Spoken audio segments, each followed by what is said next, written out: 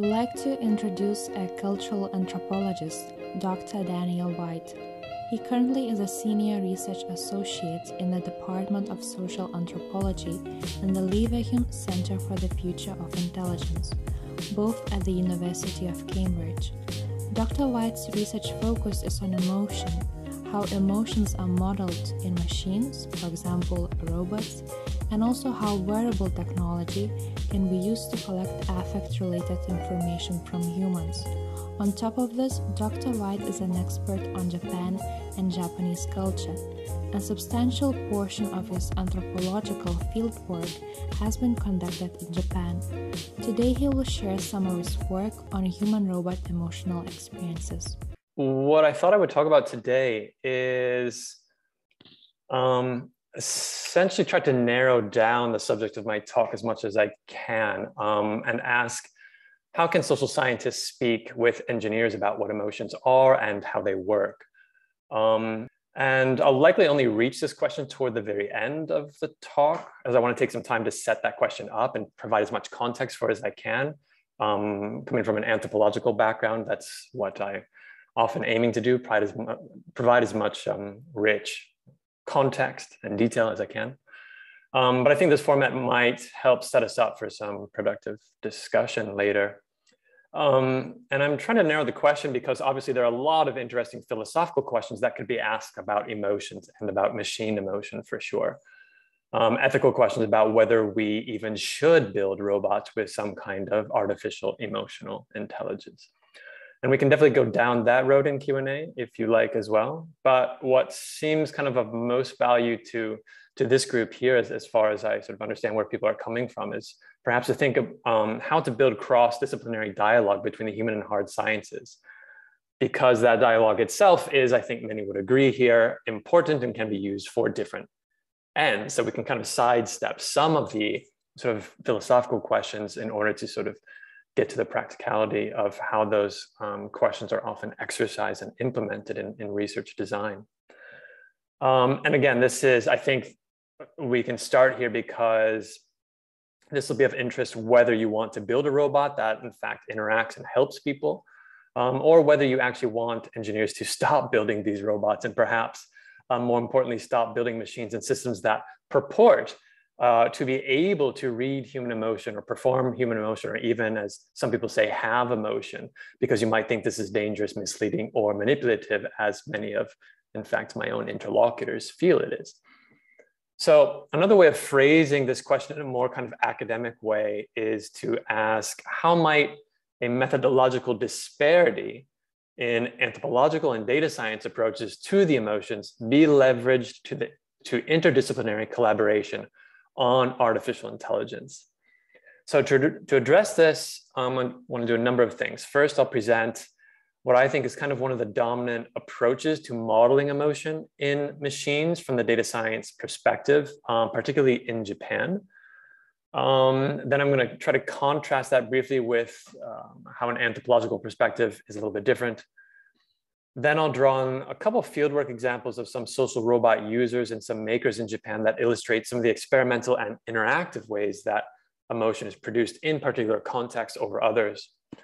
And then I'll try to use those examples to explain why my research collaborators and I adopt some of the approaches we do to constructing dialogue between anthropologists and engineers on modeling emotion. And this modeling emotion is kind of a key word for us, and I'll return to it in a moment.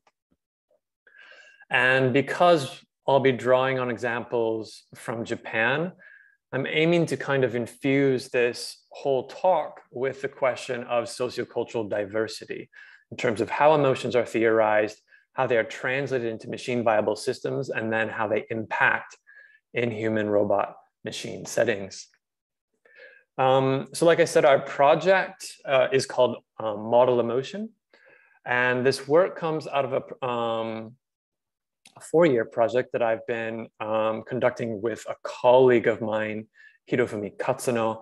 And this is why I'll often use the pronoun we in the conversation today.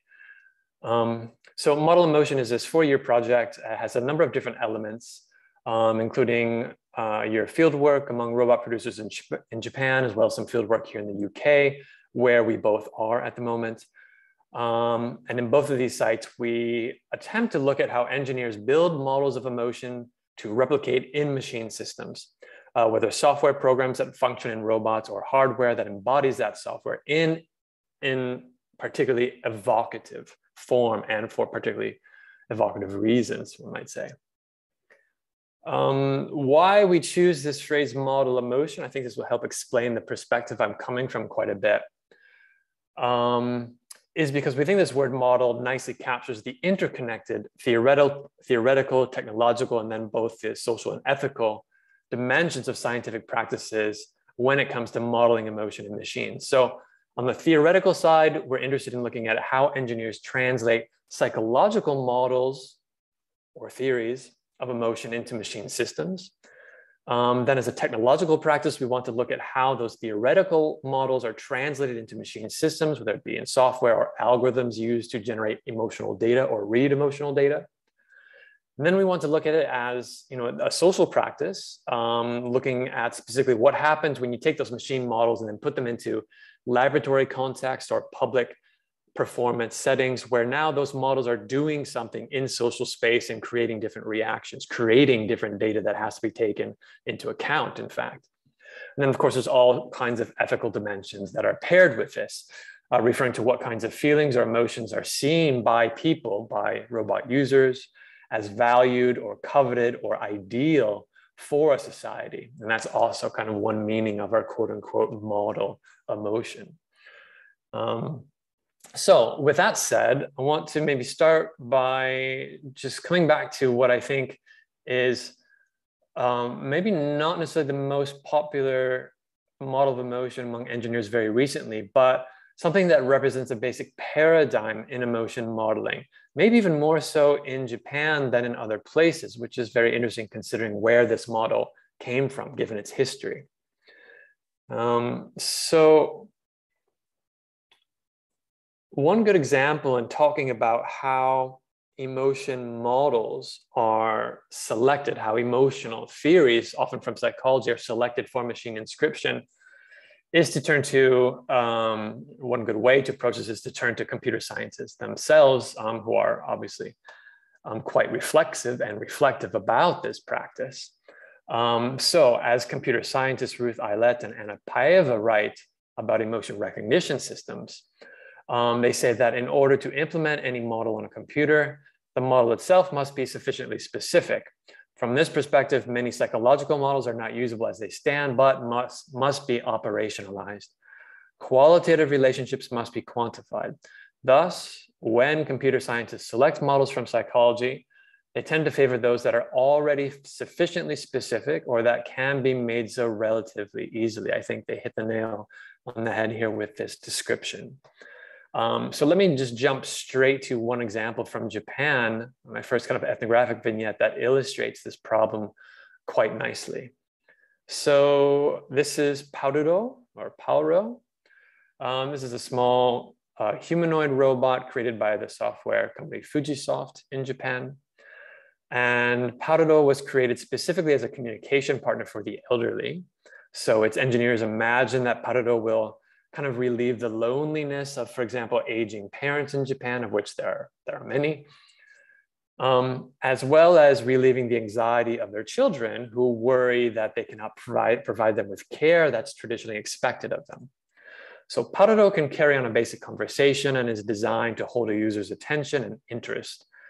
And of course, integral to this objective is equipping Pauro with some emotional capacity, some capacity to read the affective state of the user.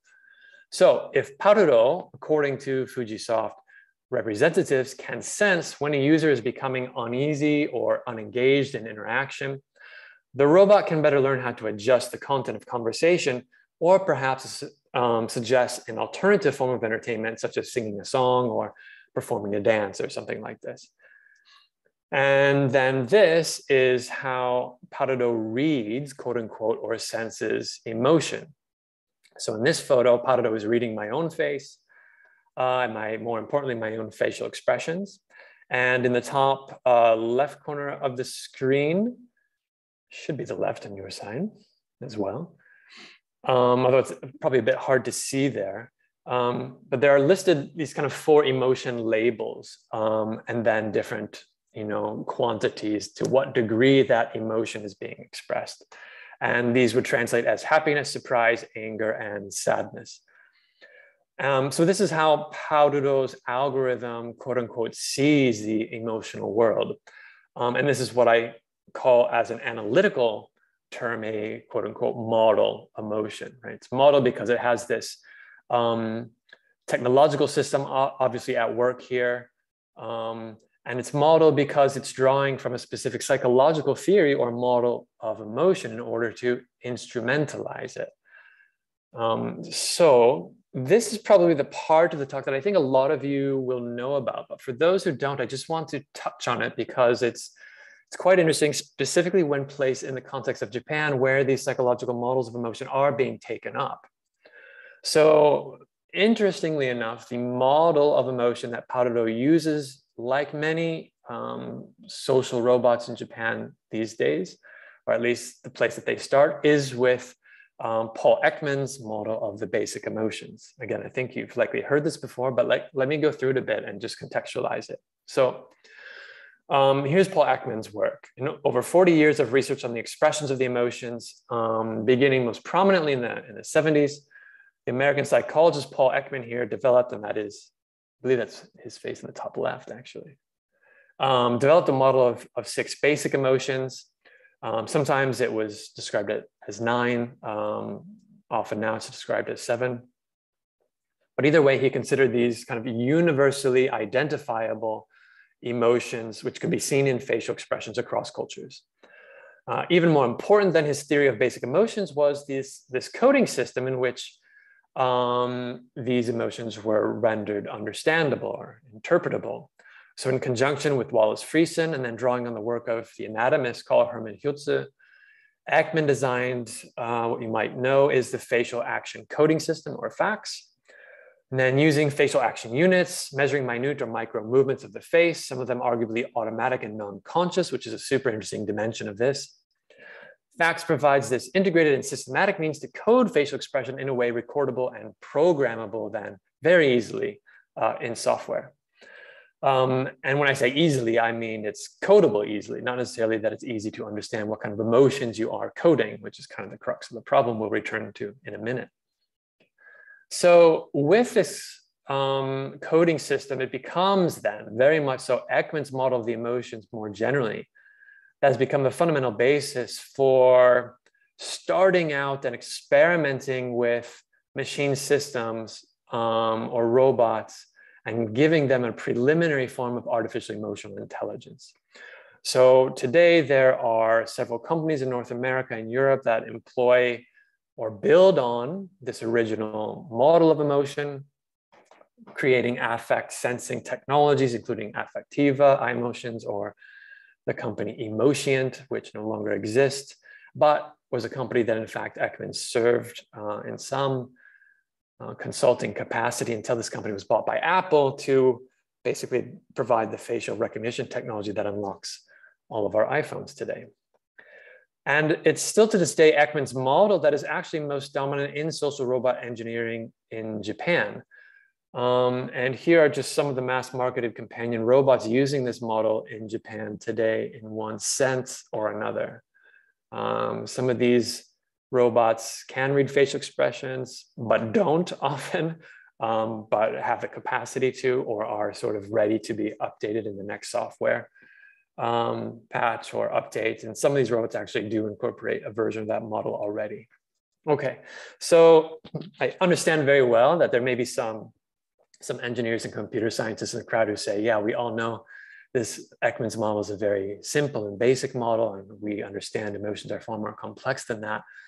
And yet, for many of the mass-produced social robots in Japan, they very much still do rely on this paradigm of what the emotions are, namely a kind of feeling category that can be sensed and understood quite similarly, if not universally, across all cultures. And that's, of course, an interesting point to take up for an anthropologist, a cultural anthropologist like myself. I probably don't need to take a lot of time raising the kind of anthropological challenge to this universal model of the emotions, especially to this group. But let me just briefly state that even very early in the formation of cultural anthropology, especially in what later came to be called the Culture and Personality School in North American anthropology, which was associated by people whose names you've heard before, probably, like Ruth Benedict and Margaret Mead. Ruth Benedict's early work was actually on Japan, or at least some of her work was on Japan. And it was a work which very much characterized cultural differences in terms of emotional differences, which is very interesting to take a look at. So very early in anthropology, emotion was actually quite a prominent topic, not just of interest in general, but as a topic through which to discern cultural variability. So this question has been with anthropology for a long time. This perspective was asserted even more strongly in the 1970s and 80s when anthropologists started studying this emotional diversity most explicitly in what was called what came to be called later the anthropology of emotion. And here mostly anthropologists were looking at how certain emotion labels in English, like fear, for example, did not always map onto neatly corresponding categories in other cultural contexts. What you call fear in English is not the same thing that you might call ikari in Japanese. Or sorry, did I say anger? Anger, ikari, or something like fear or kyofu in Japanese. So this work on the diversity of emotion continues today with anthropological and humanities work. There's really, emotion and affect is quite a popular topic across both the human and hard sciences these days for other interesting reasons we could go into. And sometimes this emotion work today in anthropology focuses on what scholars call affect or affect theory. And one main contribution of this kind of new terminology is to try to point to the cultural diversity, not only of signaling processes of emotion, in other words, how feelings are expressed in words or facial expressions, stories and symbols, but also in how feelings are experienced somatically and physically in the body. That can also have a very cultural dimension. So my colleague Hiro Fumi and I very much see our own work as contributing to this aspect of anthropology. So for example, we have a recent article out on robot funerary services, Buddhist robot funerary services for robots in Japan. Where we see some very interesting ways that people use robots in order to actually facilitate a kind of emotional interaction with people in the sense of losing an artificial pet, which it's quite an emotional experience in some ways. And so it's just one example I won't go into today just because it is out there, but it's one example. Finally, I'll just say in terms of this section of my talk, talking about the anthropological critique of the basic emotions paradigm, I'll just say that probably the strongest defenses for the cultural diversity of emotion these days is probably not coming from anthropology, or at least not most publicly from anthropology, but probably from psychology. With the work of people like Lisa Feldman Barrett and this very popular work, How Emotions Are Made.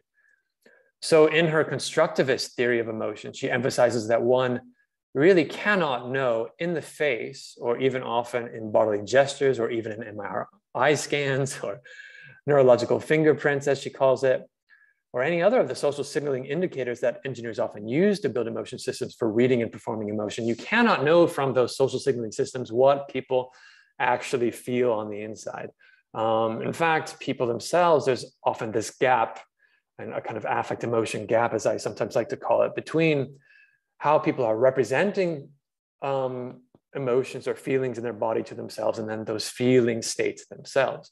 There's always this sort of epistemological gap there into which, or through which, all sorts of interesting and mechanicalized and often political and ethical things can get done, basically by stating in certain ways exactly what people are feeling in their body in ways that maybe they cannot have direct access to in the way that a wearable device or an Oura ring that's measuring your heart rate variability might, for example.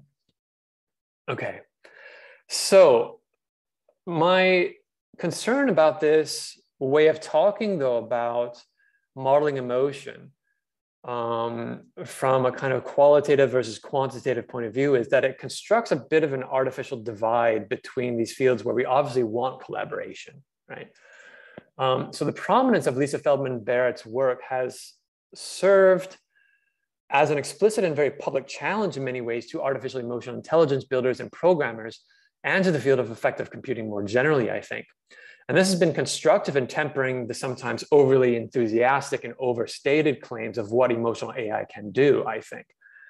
At the same time, my sense from fieldwork among engineers is that it has also created some polarization rather than opportunities for dialogue, where engineers will say something like, well, if psychologists aren't going to recognize our efforts, or anthropologists aren't going to recognize our efforts to build better systems, knowing that our current systems, like Ekman's model, is only one that we are working to get beyond, then we'll just carry on with our own work on our own, because without worrying too much about these anthropological critiques or social science critiques, because they aren't really being very fair to us.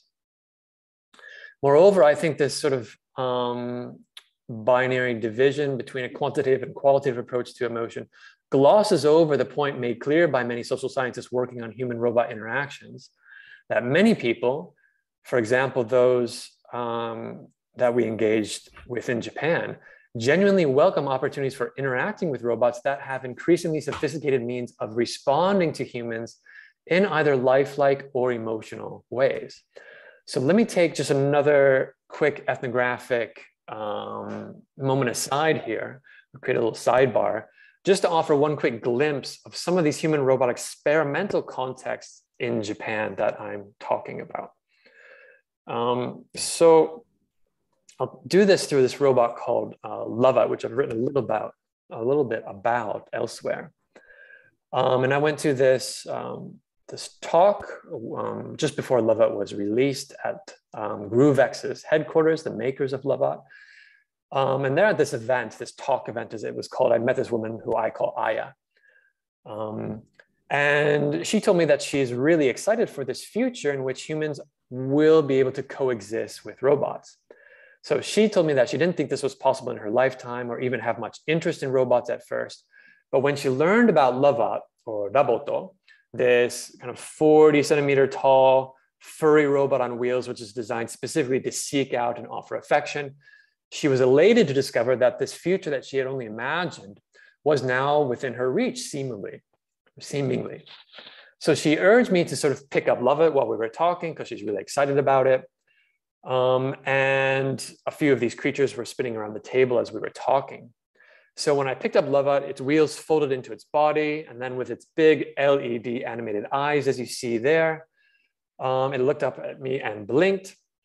When I was holding it, I kind of poked its nose, which, because it has a sensor in it, elicited something of kind of this irritated giggle from the robot. Not a very human-like expression, but kind of a very animated expression nonetheless. And so I learned later that this robot's name was Cherry. And as we talked, Aya was stroking Cherry's belly, and then the robot's eyes blinked a few times and then slowly closed.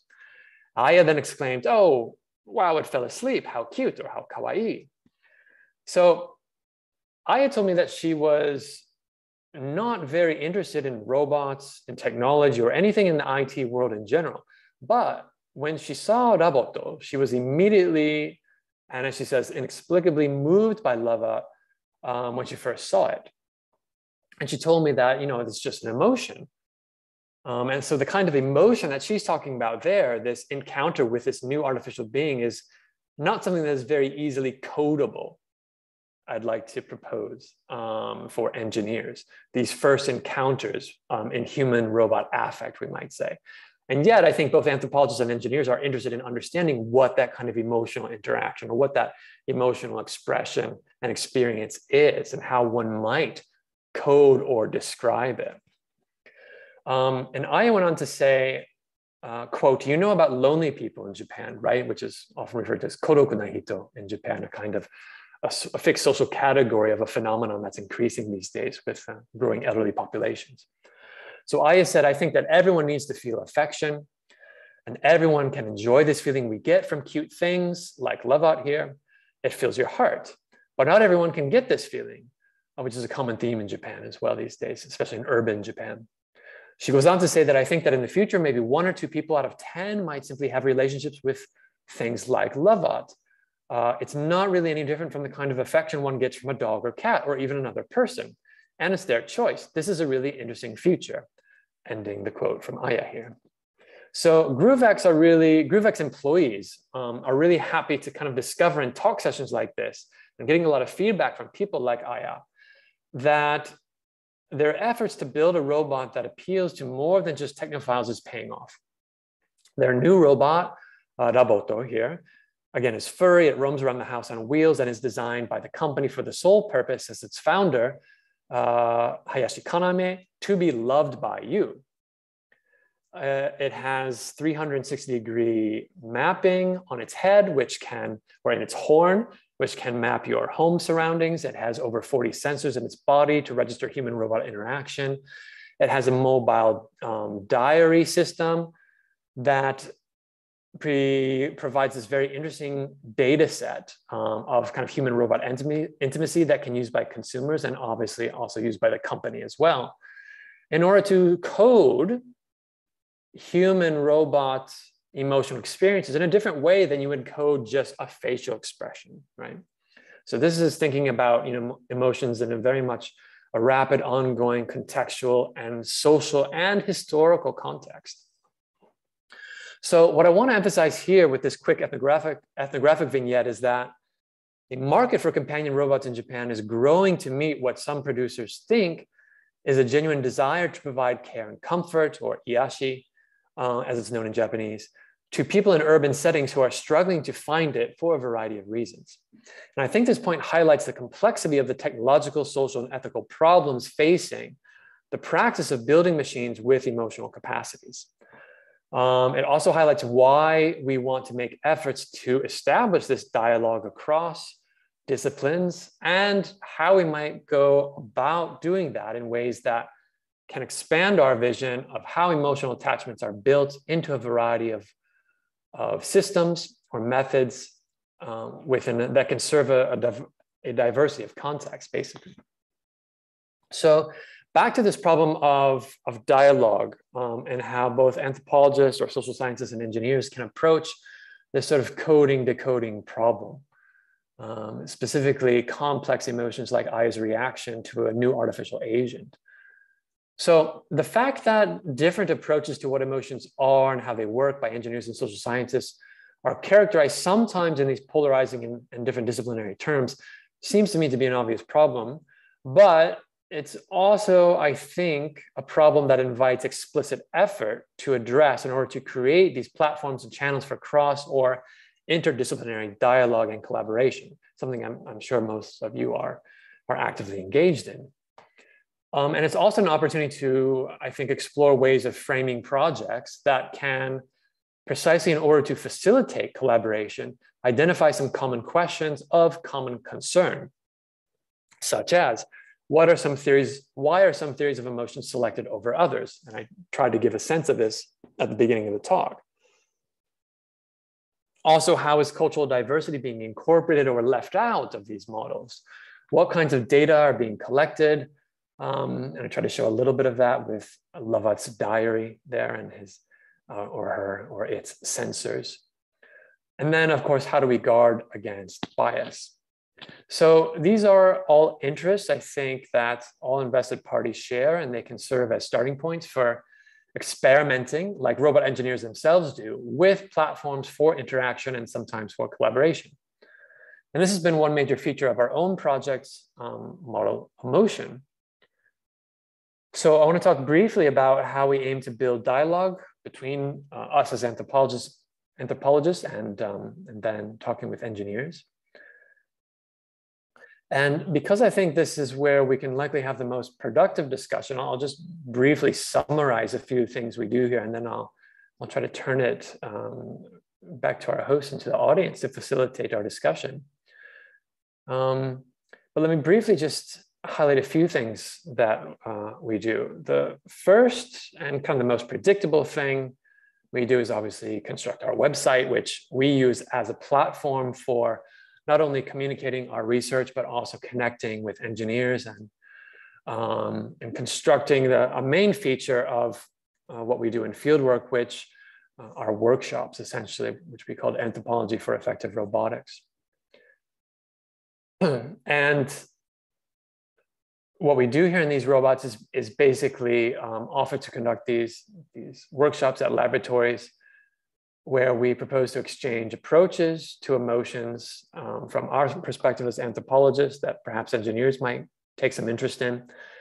And we also, as anthropologists, try to genuinely learn from engineers how their own methods, their technological tools for recording emotion lead them to find some interesting perspectives about what emotions are that we as anthropologists might not have considered.